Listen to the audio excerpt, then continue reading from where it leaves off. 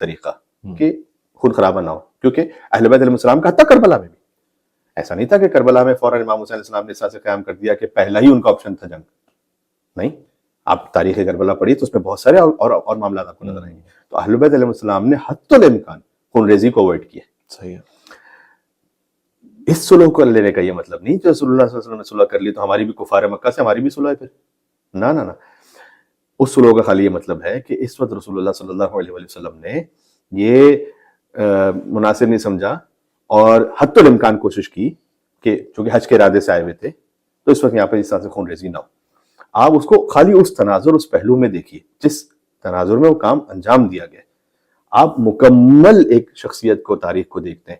مثلاً کیا رسول اللہ نے پھر کفار مکہ کے خلاف جنگیں نہیں لڑی ہیں؟ امام حسن علیہ السلام نے جب صلح کر لیے تو حاکم شام کا ایک خط موجود ہے امام حسن کو کہ آپ صلح کر لیے، اب آپ جائیے میری طرف سے فلاں علاقے میں جنگ کیجیے.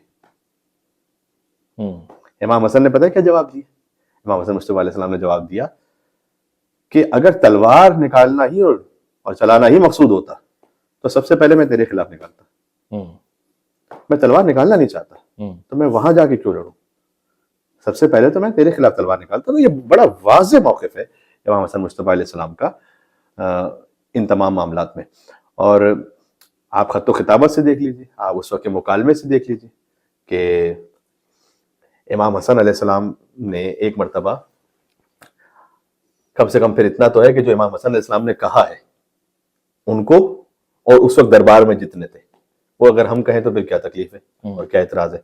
امام حسن علیہ السلام کیا کہتے تھے؟ ایک مرتبہ امام حسن علیہ السلام نے خطبہ دیا ہے، کہا گیا کہ حسن آپ بھی کچھ کہیے. تو مولا حسن نے کہا کہ خدا کے حمد و ثنا کے بعد بالکل وہی جو مولا زین العابدین علیہ السلام نے فرمایا تھا، من عرفنی فقد عرفنی، جو مجھے جانتا ہے وہ مجھے جانتا ہے. ویسے ایک بات ناظرین کی معلومات کے لیے، مولا زین العابدین علیہ السلام امام حسن کے داماد ہوتے ہیں. یعنی جتنے امام